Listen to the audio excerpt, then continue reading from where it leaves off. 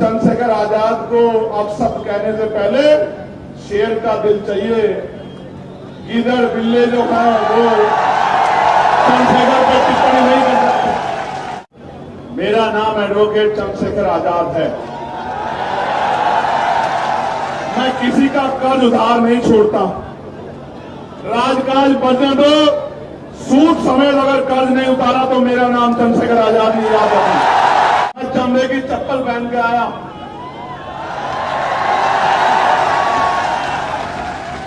और भीम आर्मी का, आजाद समाज पार्टी का झंडा और डंडा दोनों इतने मजबूत हैं। और मैं बता देना चाहता हूं कि हम चमड़ा उतारना भी जानते हैं, उसका जूता बनाना भी जानते हैं, और समय आने पर सर पे पटक के मारना भी जानते हैं। इस बात को भूलना कोई प्यारे कि हम मान्यवर काशी राम साहब के अधूरे सपने को पूरा करें। करना चाहिए नहीं करना चाहिए? दोनों हाथ उठा के बताओ, करना चाहिए नहीं करना चाहिए? जो लोग इधर खड़े दोनों हाथ में बताओ, करना चाहिए नहीं करना चाहिए? प्यारे साथियों, उत्तर प्रदेश के हालात खराब। संभल में एक अधिकारी जो है तो जनसेवक, लेकिन भाषा भाजपा नेताओं की बोल रहे हैं।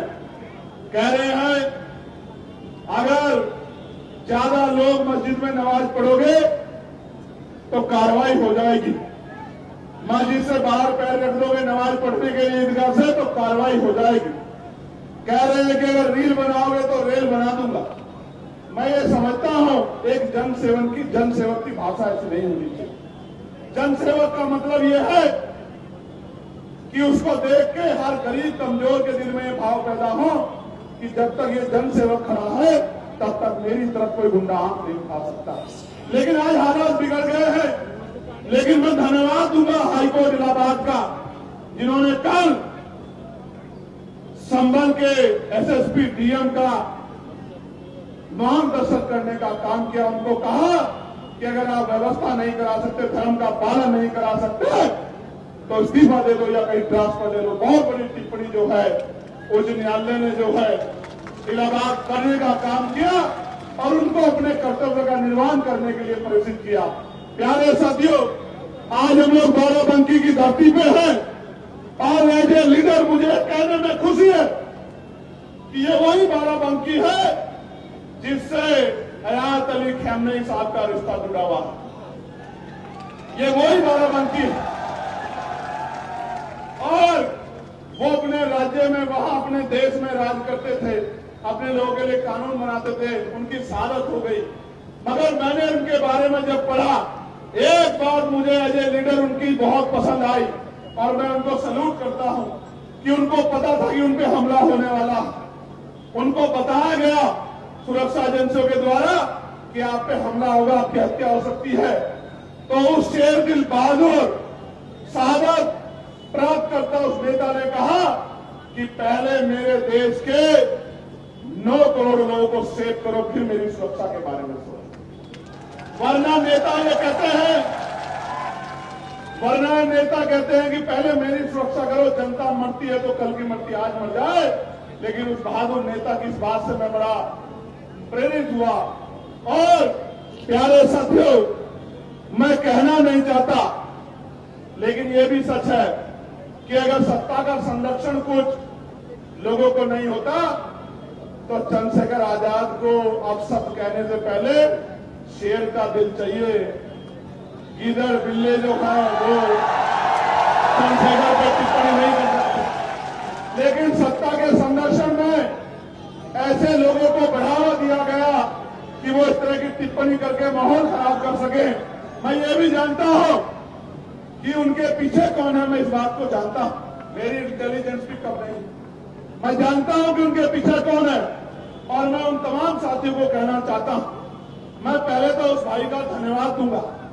इसलिए धन्यवाद दूंगा क्योंकि उसने, उसकी बार बार के हमले ने जो उसने लाइव आके किया, मेरे सोए हुए लोगों को जगाने का काम किया और बहुजन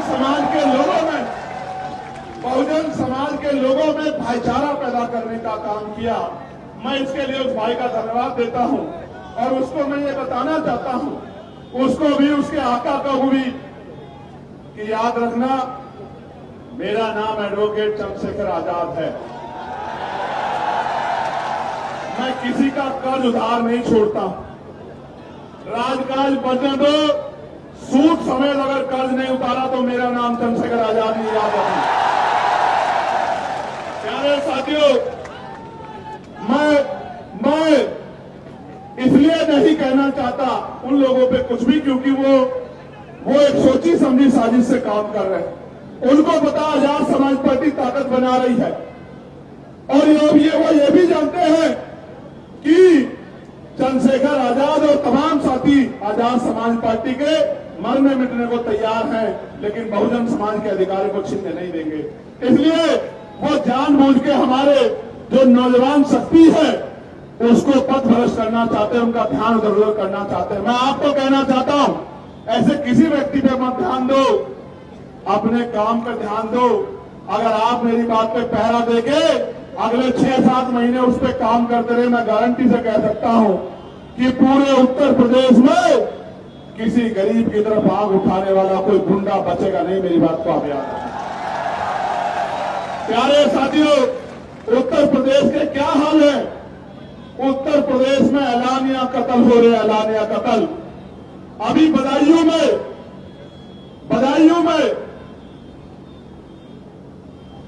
ऐलानिया कत्ल हुआ। 2 महीने पहले सुनील गुप्ता जी ने एप्लीकेशन दी कि मेरी जान को खतरा है, मुझे धमकियां मिल रही, लेकिन उस बात को नजरअंदाज कर दिया गया। तो जाके एक अपराधी ने 2 लोगों की सरेआम हत्या कर दी। ये ऐलानिया कत्ल उत्तर प्रदेश में हो रहा है और मुख्यमंत्री कहते हैं कानून का राज स्थापित है। मेरी बात पर गौर करना साथियों, संभल में किशोरी के साथ गैंगरेप हुआ, कल मैंने ट्वीट किया और मुख्यमंत्री कहते हैं हर चौराहे पे यमराज खड़ा। लेकिन यमराज जब गुंडे भारतीय जनता पार्टी से जुड़े हुए होते हैं तो यमराज छुट्टी पे चले जाते हैं। प्यारे साथियों, कब साल के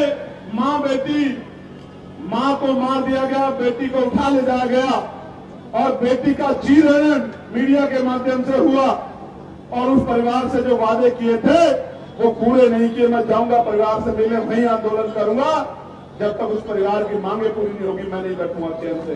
और रामपुर के बिलासपुर में भी एक पुलिस की जवान के द्वारा गोली मार के हत्या कर दी गई थी। उनके साथ भी सरकार ने वादे किए थे, हाथरस के परिवार के साथ भी सरकार ने वादे किए थे, एक भी वादा पूरा नहीं किया। मैं विपक्ष के साथियों को भी कहना चाहता हूं कि जिस तरह खामनेई साहब ने बहादुरी दिखाते हुए शहादत कबूल की, आप भी डरो मत, मेरे साथ खड़े हो जाओ।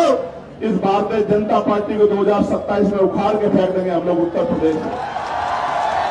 आप डरो मत, विपक्ष के साथियों डरो मत, मुकाबला करो। शहादत जिनके हिस्से में शहादत आएगी, समाज उनको याद भूलेगा नहीं।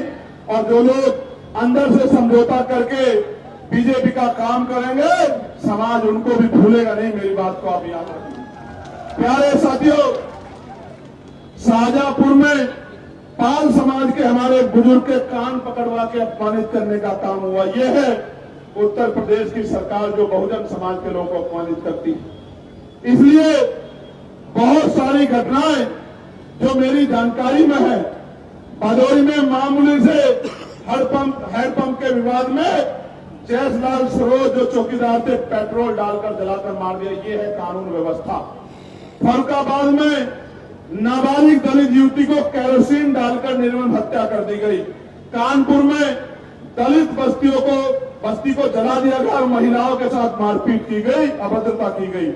जौनपुर में 8 मार्च को थाना जाफराबाद में यश गौतम की 16 साल के बच्चे की हत्या की गई। जौनपुर के थाना खुटन में राजीव गौतम की हत्या की गई। थाना लाइन बाजार में बस चालक ललई यादव की हत्या कर दी गई। थाना जाफराबाद में प्रेमचंद यादव की जो जन सेवा केंद्र चालक थे, उनकी निर्मम हत्या कर दी गई। प्यारे साथियों, लखनऊ में सूरज गौतम नाम के छोटे से एक युवक की जिसने सिर्फ होली की बड़ाई की थी, उसकी हत्या कर दी गई। मोहम्मद उर्रे नाम के नाबालिग छात्र की सर पे गोली मार के लखनऊ प्रदेश की राजधानी में हत्या कर दी गई। बालागंज में निसार समाज की युवती की निर्मम हत्या दुष्कर्म का विरोध करने पे कर दी गई। बाराबंकी में मोहम्मदपुर थाना क्षेत्र से 100 मीटर की दूरी पे निसार समाज की बच्ची की पेट्रोल डालकर जिंदा जलाकर हत्या का मामला सामने आया। और प्रयागराज में दलित छात्रों के साथ भेदभाव का इतना बड़ा मामला सामने आया। ये सारी बातें इस बात की गवाही देती हैं कि उत्तर प्रदेश में और छोड़िए, जिस तरह का घटनाक्रम आपने यहां देखा कि रोज सरेआम गुंडागर्दी घुसने नहीं देंगे, पैर तोड़ देंगे। मैं चमड़े की चप्पल पहन के आया,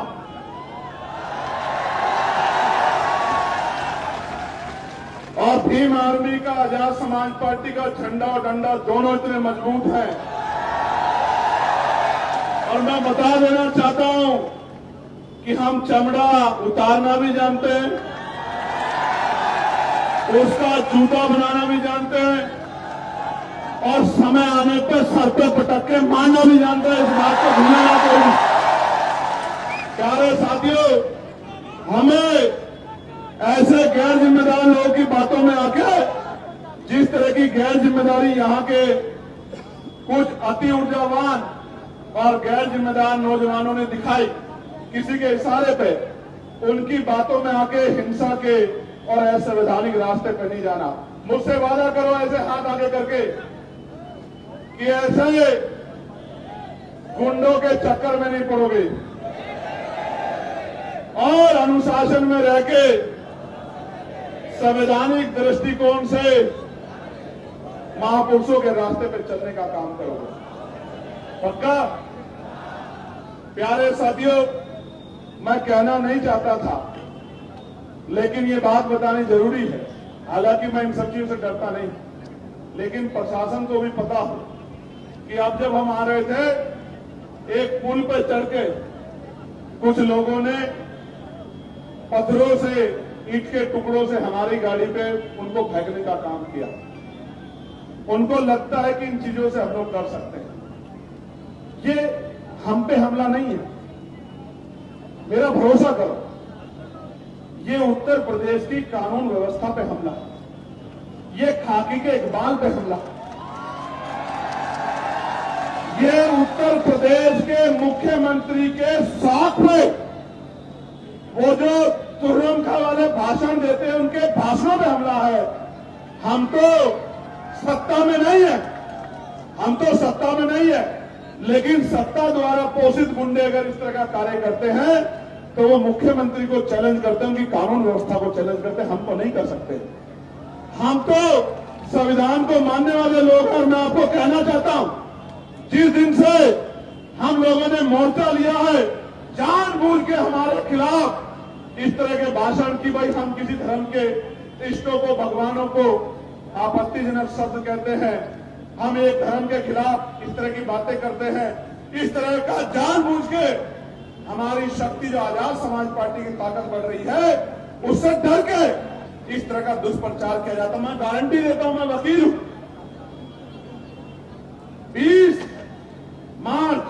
15 मार्च 2020 को हमने राजनीतिक दल की स्थापना गौतम बुद्ध नगर में की। एक स्टेटमेंट आप मुझे दिखा दो, मैं वकील हूं। मैं बाबा साहब अम्बेडकर को मानने वाला व्यक्ति, मैं किसी धर्म पर टिप्पणी नहीं करता, मेरा काम नहीं है। मेरा काम एक ही काम है कि चाहे मेरे शरीर में लहू का आखिरी कतरा भी खत्म हो जाए, मैं इन गरीबों को इनका हक दिला के रहूंगा, इनके घर में उजाला करके। इसलिए जानबूझ के वो इस तरह की बातें करते हैं। उसका कारण बताऊंगा मैं आखिरी में आपको कि उसका कारण क्या है, लेकिन मैं आपको कुछ कहना चाहता हूं। आप मेरी बात को सुनने के लिए तैयार हो? गौर से सुनो, नोट करो, फोन में घर जाके मेरा एक ही काम करना मेरे लोगों, कि घर घर जाके इस बात को पहुंचाने का काम करना जो बातें पढ़ रहा हूं। और गारंटी देके कहता हूं, बाबा साहब का, बहुजन महापुरुषों का सिपाही हूं, फूले साहू करियाल, अंबेडकर का अनुयायी हूं। बाबू जगदेव मामना रामसु वर्मा का अनुयायी हूं। जो बात कह रहा हूं उसको पूरी करके दिखाऊंगा। और आप जानते हैं इतिहास गवाह है, आज तक जो बात कही है उसको पूरा करके दिखाया नहीं दिखाया, बताओ। प्यारे साथियों, जैसे ही हमारी सरकार 2027 में बनेगी, 1 साल के अंदर सभी खाली पदों को, सरकारी खाली पदों को हम लोग भरने का काम करेंगे। मेरी बात को आप याद, पहली कैबिनेट में लाखों नौजवानों को बिना किसी पैसे के, आज की हालात तो ये है, दफ्तर में जाओगे अमीर सीधा जाएगा, गरीब दफ्तर के बाहर खड़ा रहेगा और बिना पैसे के कोई काम नहीं होता। मैं गारंटी देके कहता हूं, आजाद समाज पार्टी की ताकत बनेगी, अधिकारी सबसे पहले कुर्सी बिछवाया करेगा गरीबों के लिए, चाय पानी पूछा करेगा, उसके बाद की समस्या का हल किया करेगा, फिर अपनी कुर्सी में बैठा करेगा। तो बिना किसी रिश्वत के गरीब के बच्चों को पारदर्शी परीक्षा करा के पूरे बैकलॉग को भरने का काम हम लोग करेंगे। दलितों पिछड़ों को नौकरी उन बच्चों को देने का काम करेंगे जो पढ़े लिखे बेरोजगार घूम रहे हैं। प्यारे साथियों, ब्लॉक स्तर पे आवासीय विद्यालयों की व्यवस्था की जाएगी कि जो बहुत गरीब बच्चे हैं, जिनके माँ बाप उतना पैसा नहीं कमाते, उनके रहने के लिए और पढ़ने के लिए आवासीय विद्यालय बन जाए ब्लॉक स्तर पर।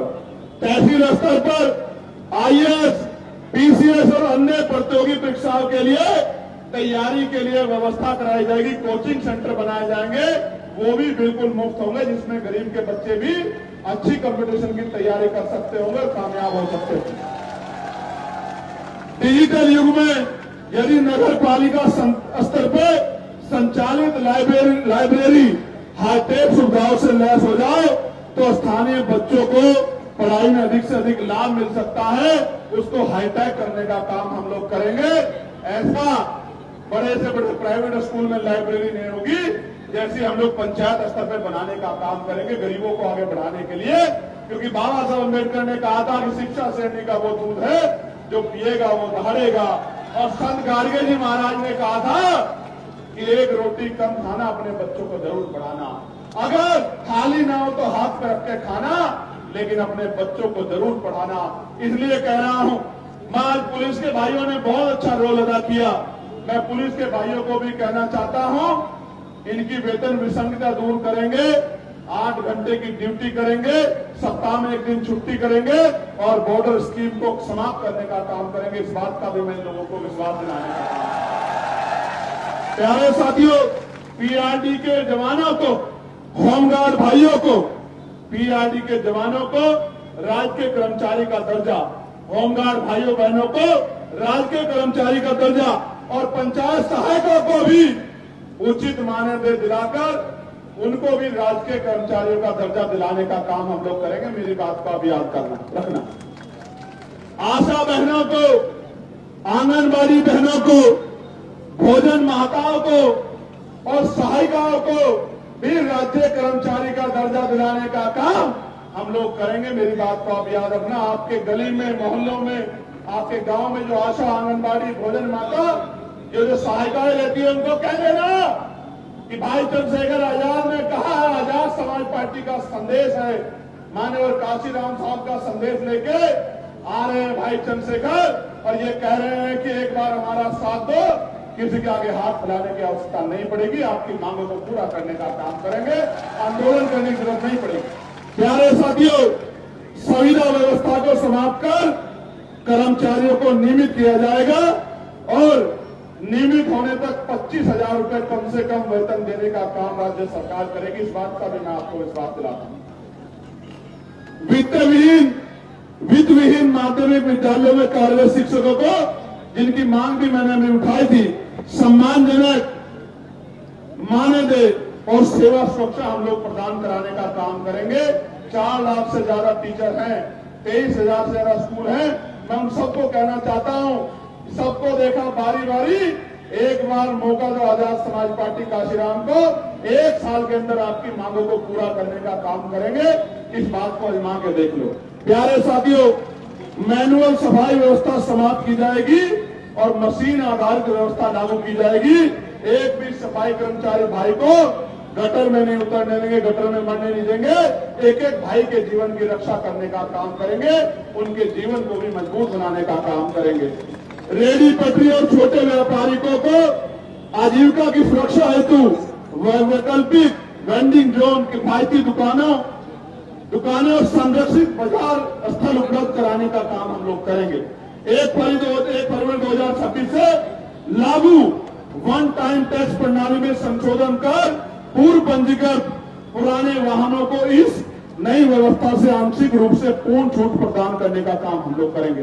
पिछले वर्षों में हुए सभी, गौर से सुनना, पिछले वर्षों में हुए सभी संदिग्ध इनकाउंटर बुलडोजर की